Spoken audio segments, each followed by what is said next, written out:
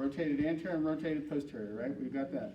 We have our tibia that has gone lateral and rotated anterior or posterior, right? We have the tibia that's gone medial and rotated anterior, posterior. Now we're going to talk about a straight posterior tibia today, straight posterior tibia. So I'm going to get you lay face down, and I don't have any paper at all. So you guys are supposed to bring your little face thing, and that'll work. That's great.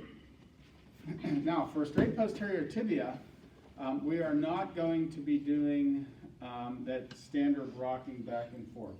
So if you get a straight posterior tibia on the test, this is your examination. Has everybody got that? It's a very simple examination. It's just simply flexing the knees. That's all it is, flexing the knees. Now, again, you have to be very careful when you're working on a patient, because the patient comes in and they say, oh, I really hurt my knee and it hurts, you know, when I do this and that. And we're so quick to do this check, right? We look at the leg lengths, we bring them up, we check the leg lengths. And sometimes that hurts your patient a lot. You know, they'd say, I told you I hurt my knee, but we're so quick to do that little test, we often forget.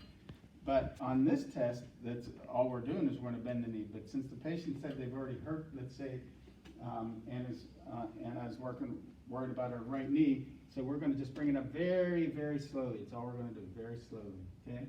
And what we're looking for is we're looking for the left foot to outpace the right one. So when we get it up here, you'll see this one will keep going, this one will stop somewhere. Somewhere in this flexion, it may stop all the way here, okay? It may stop here, may stop here. But anywhere along here, one of the things that will indicate is a straight posterior tibia. Okay, and so how do you think someone could get a straight posterior tibia? Any idea? Stop movements. maybe stop movement, maybe. ACL. That might injure the ACL.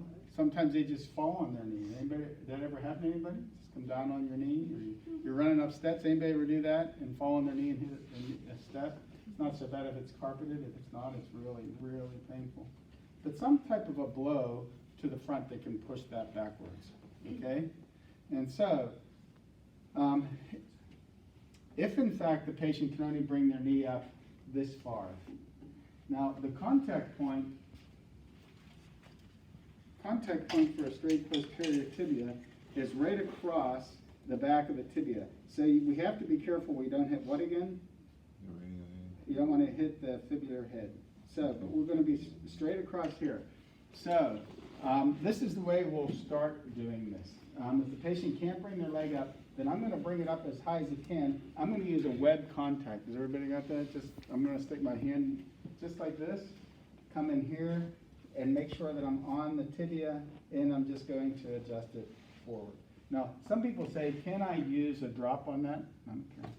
You know, it all depends. In fact, they ask a lot of times about drops. Can you use drops in these adjustments? Can you get the body part on there and you want to do that? I don't use drops, but I'm sure it might be beneficial in some cases. Okay? So, now, after you do that, then you bring the patient's leg up, your post check, and you come up and maybe it comes up to here. Say, okay, that's great. You're not probably going to get it all back real quick, but just keep going.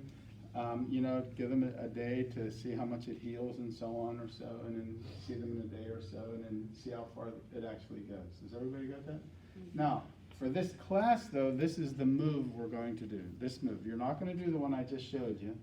We're going to say that you're able to bring the patient's legs up to at least this far, okay? Has everybody got that? So here's the move that we're going to do for this class. We're going to, can you scoot down towards me, please?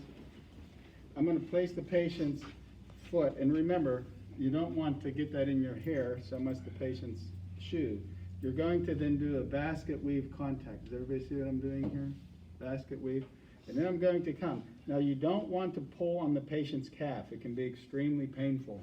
So what I'm going to do with my little fingers, I'm going to get way up in that, at the top, the proximal most part of that tibia, way up in this crease here, and I'm going to keep my elbows together, and I'm going to take out my slack as much as I can. Now the thrust is a lot like an AS occiput type thrust, okay? I'm not just pulling her knee straight down this way. Has everybody got that? I'm actually going a little bit more this way. Does everybody see the difference in what I did? Okay, so take out as much slack as you can out of the joint and then just set. Okay? Everybody got that? So the examination now, remember, we're not rocking anything. For a straight posterior tibia, you're just going to bring the leg up like this. Okay? If it doesn't move up as far as the other one on this passive examination, then that's a situation where you very possibly have a straight posterior tibia. Okay?